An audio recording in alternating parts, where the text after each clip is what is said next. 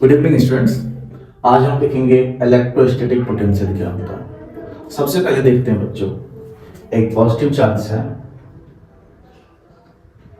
इसका जो electric field है वो बाहर की तरफ होगा, जिसका इन्फ्लुएंस हम मान देते हैं ये R पॉइंट तक है। इस पॉइंट तक अगर कोई दूसरा चार्ज आएगा तो उसको रिपेल करेगा या अट्रैक्ट करेगा बच्चों। तो it is defined as the amount of work done in bringing unit positive charge from infinite to some reference position। अगर मान लेते हैं बच्चों कोई यहाँ पे +1 कूलम चार्ज है, यूनिट पॉजिटिव चार्ज, जो कि यहां से x इक्वल टू इन्फिनिटी पे रखा हुआ है। क्लियर है बच्चों? इसका भी फील्ड कैसा बनेगा? बाहर की तरफ।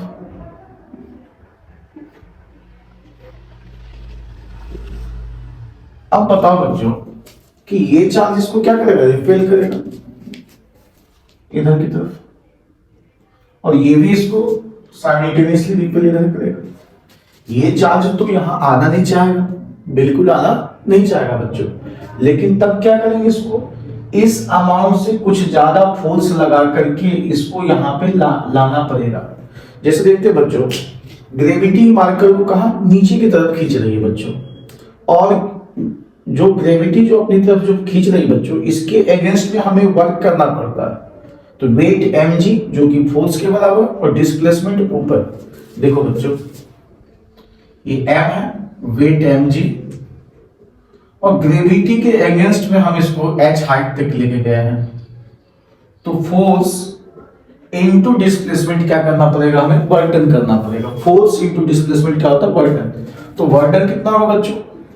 Force into displacement dot product, force कितना है? mg dot h। क्लियर है बच्चों? अब एंगल देख लेंगे 180 डिग्री। वही काम यहां पे करना पड़ेगा बच्चों। ये पॉजिटिव है, ये भी पॉजिटिव है, इसको क्या करेगा? रिपेल। ये कहां रखा? इन्फिनिटी से। डेफिनेशन हमने क्या लिखा? It is defined as the amount of work done. क्यों वर्क करना पड़ेगा बच्चों? क्योंकि ये तो उधर फोर्स लगाना था, और इसको क्या करना? हमें खींच करके धीरे धीरे खींच करके कहां लेके आना है बच्चों? इसके रेफरेंस पॉइंट पर लाना है बच्चों। जहां जहां तक इसका इन्फ्लुएंस है पॉजिटिव चार्ज को, वहां तक लाना है। जैसे बच्चों देखो V equal to W upon Q naught. Q क्या बच्चों? 1 कूलम चार्ज है। अगर X इक्वल टू 5 अपॉन 1 हो, तो अगर ये 1 हुआ तो ऊपर वाला ही आंसर होता है, मतलब X इक्वल टू क्या होगा? 5। तो अगर चार्ज अगर 1 कूलम हो, +1 कूलम अगर चार्ज होगा बच्चों, +1 कूलम, तो जो वर्क डन होगा बच्चों वही तो पोटेंशियल के बराबर होगा। वही क्या होगा? पोटेंशियल के बराबर। पहली बात तो ये समझे। तो यूनिट पॉजिटिव चार्ज को इनफाइनाइट से किसी रेफरेंस पॉइंट तक लाने में जो वर्क होता है उसी को बोलते हैं इलेक्ट्रोस्टैटिक पोटेंशियल। फिर से देखें, यूनिट पॉजिटिव चार्ज को इनफाइनाइट से किसी रेफरेंस पॉइंट तक लाने में जो वर्क होता है उसी को बोलते हैं पोटेंशियल। तो बच्चों हमने लिखा क्या बच्चों? V equal to W upon Q naught, या Q जो भी ले सकते हैं, +1 कूलम चार्ज। तो वर्क का SI यूनिट क्या था बच्चों? जूल। पोटेंशियल क्या था? वोल्ट। तो अगर 1 वोल्ट को अगर डिफाइन करना होगा तो बच्चों 1 वोल्ट क्या होगा? 1 जूल बाय 1 कूलम, मतलब 1 जूल पर कूलम को 1 वोल्ट हम बोल सकते हैं बच्चों।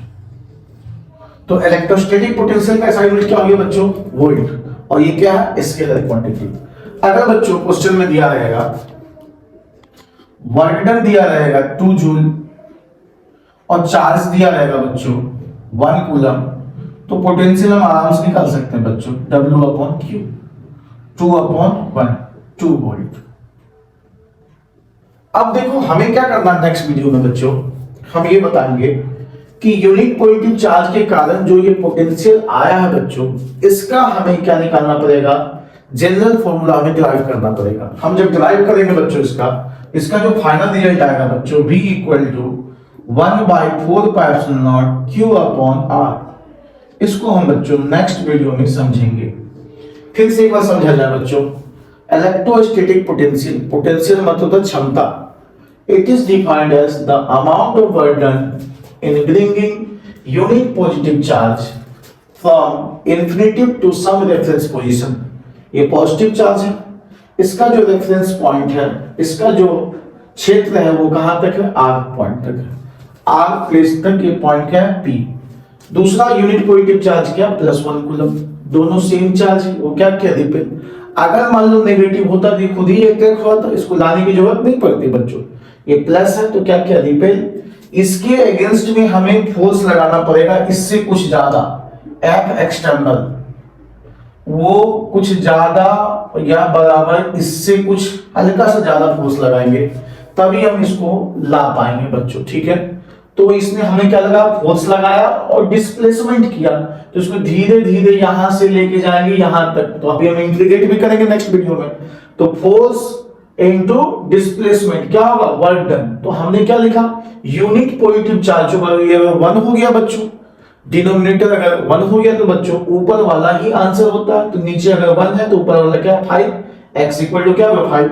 उसी तरह से अगर चार्ज अगर 1 कूलम होगा तो जो वर्क डन होगा वही क्या होगा, इलेक्ट्रोस्टैटिक पोटेंशियल।